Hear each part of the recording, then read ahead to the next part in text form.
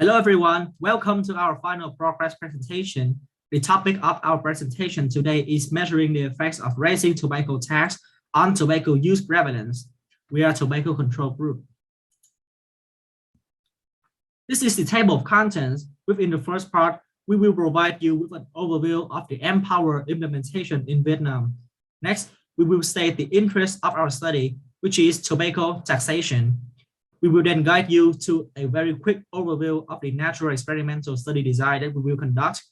We will then tell you how we're gonna conduct the study, including choosing the population, how we can conduct the natural experimental study design, what is the outcome, how can we analyze the data, what is our expectation, and finally, what is the limitation. So the first thing I want you to see is the current background of tobacco use in Vietnam and why there is a need to do something with tobacco prevention.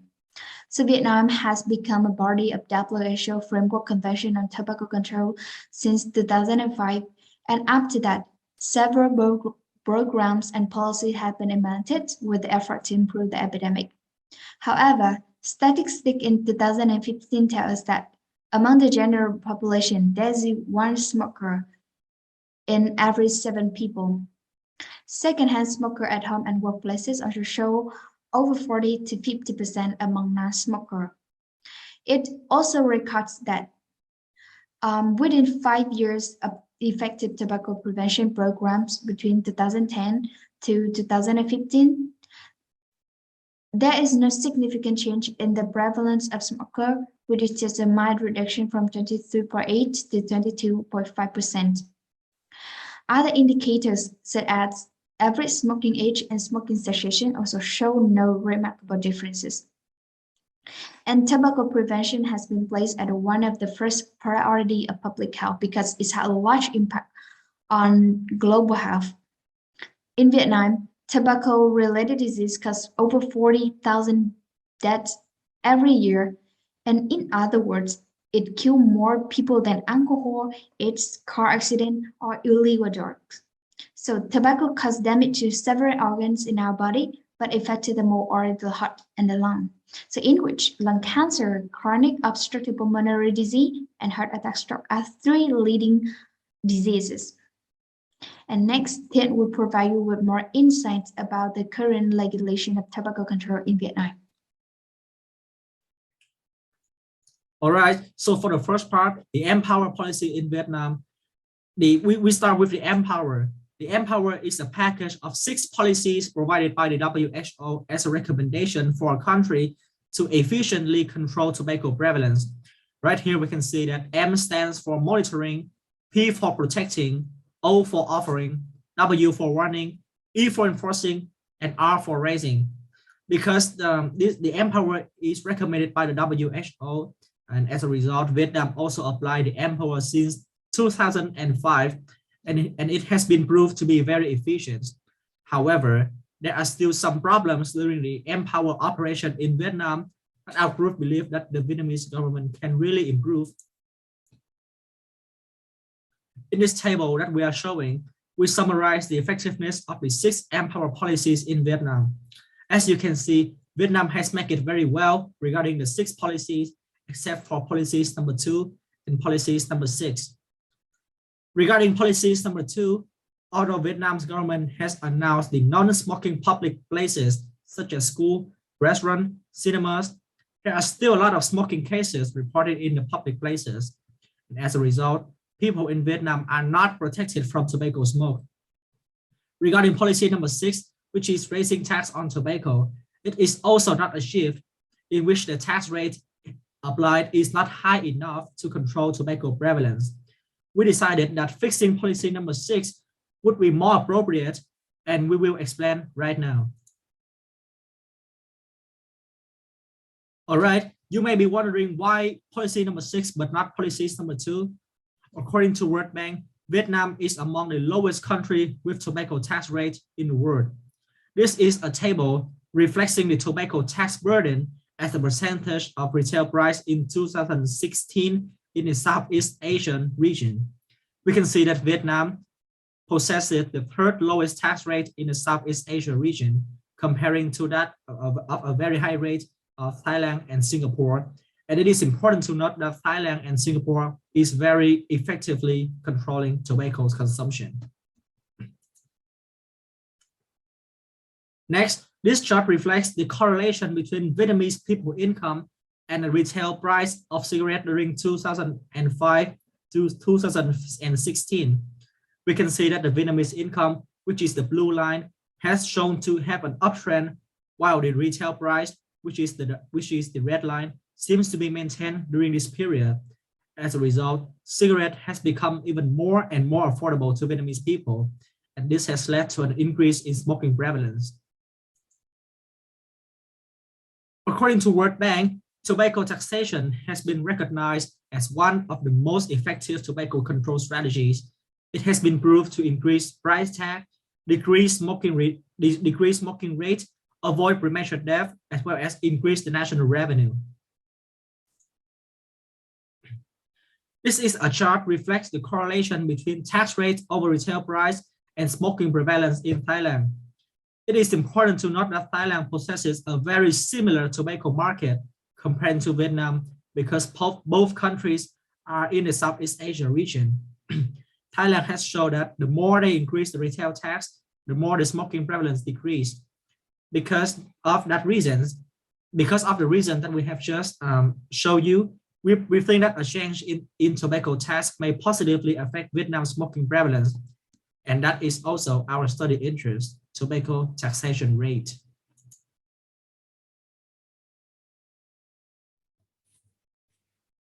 So now I would like to give you a quick overview of the study design so that you could get to know the procedure of our study. First of all, we choose natural experiments at our study design.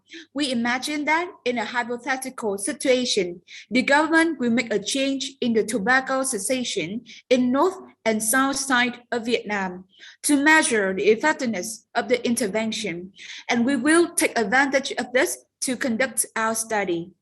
Next step, talking about the population, we are interested in the young smokers at the age of 18 to 25 years old in the Hanoi, a city from north side, and Ho Chi Minh, a city from south side. The explanation why we choose people at this age and some similar patterns of the two cities will be discussed on later slides. And then we will collect the pre and post intervention data from both cities. And finally, we will analyze the data based on the primary and secondary outcomes. So, what is the natural experiment study, you may ask? I will explain right now. The term natural experiment lacks an exact definition, and many variants are found in the literature. The common thread in most definitions is that exposure to the event or intervention of interest has not been manipulated by the researcher. So, why is it important to conduct a natural experiment study, and why we choose this? Natural experiment study could be used as the alternative for randomized control study when it comes to the interventions of evaluating population level environment and non-health sector and their impact on the health inequalities. But scientific uncertainty remains about the size or nature of the effects. In these situations, randomized control study would be impractical or unethical. And secondly, there are important areas of public health policy, such as suicide prevention, air pollution control, public smoking bans, and alcohol or tobacco taxation, where natural experiment studies have already contributed a convincing body of evidence. So, when our intervention is related to tobacco taxation, natural experiment study would be the most appropriate one. In this part, our group discussed the population that we are interested in and the reason why we chose this population. Our group has picked the age gap from 18 to 25, which is a group of young smokers who pose some advantages for the study design.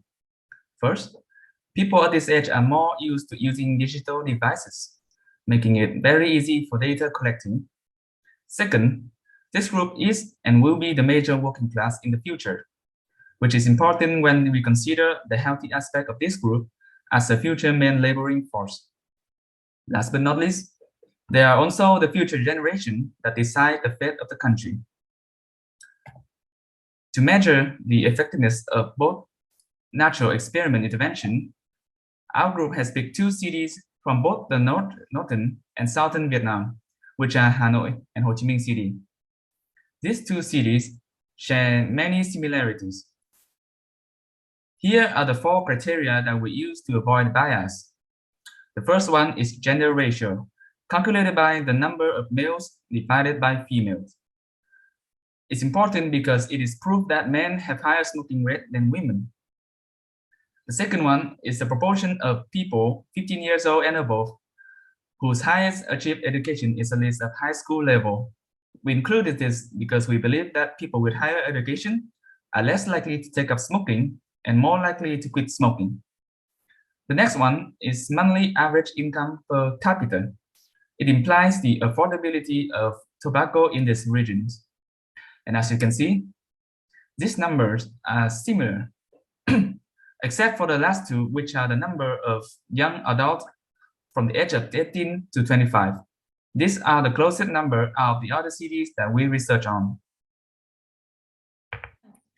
As mentioned above, our study design is a natural experimental study design.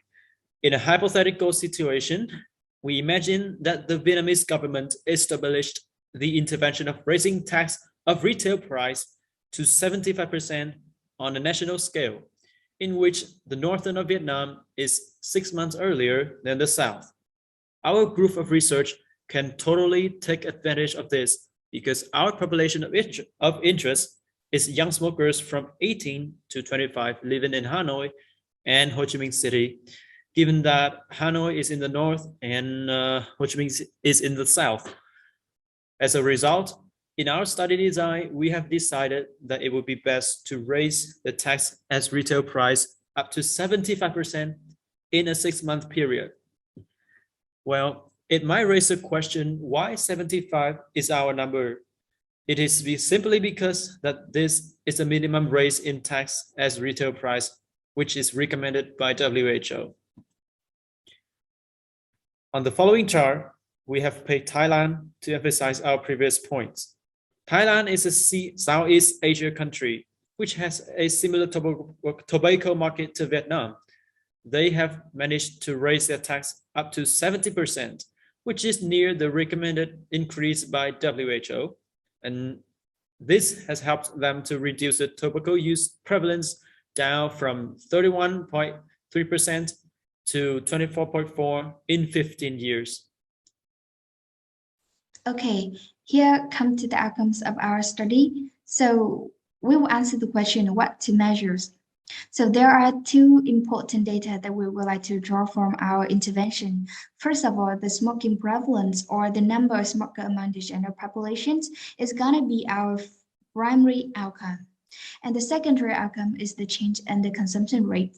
And these 2 data are included in the annual report of our government. We will take advantage of that to draw out the information that we want for further analysis. So here, you might have the question that who will assess our intervention, right? The effectiveness of our intervention. We have a team of specialists who are the data analysts and behavior analysts. They are provided with a report from our study, and then they will identify are there any confounding factor or biases within our study, and then give more insight about what we have done well and what is not. So they will recommend us what should be the next for a more effective intervention.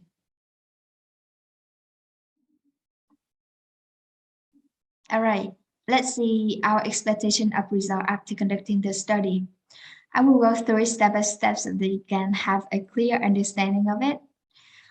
So first of all, I will mention before, the intervention is applying to the northern of Vietnam first, then we step to the southern of Vietnam.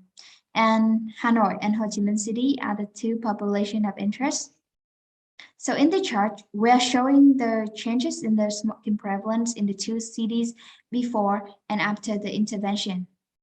Okay, so the red line represents for Hanoi, and the blue one is for Ho Chi Minh City. So during the first 6 months of taking the policy into practice in the northern of Vietnam, which is from January to June 2022, we expect to see a downward trend in the smoking prevalence in Hanoi, while it remained constant in Ho Chi Minh City. Why? Because at that time, Ho Chi Minh City is not affected by the policy, but when we start to apply the policy in the southern of Vietnam, which start from June 2022, we also expect to see a downtrend in the smoking prevalence in Ho Chi Minh City also. So if the reality is the same to our expectation, we have the foundation to believe that by increasing the tax at the WHO recommended levels, it will show effectively contribute to the decrease of the number of smokers and also positively impact the tobacco control situation in Vietnam. Well, there are definitely some limitations of our study design. Firstly, result contamination. It may be caused by the traveling of surrounding provinces to purchase tobacco with a cheaper price or use illegally trading tobacco. The two remaining limitations are the limitation of natural experiment design itself. The first one is that natural experiment study is more susceptible to bias and confounding. The second one is the maturation effect. There might be a maturation effect that is related to natural changes with the passage of time rather than the effect of intervention. And these three limitations could lead to the errors in our results. And thank you for listening. And the following slide is our references. Thank you.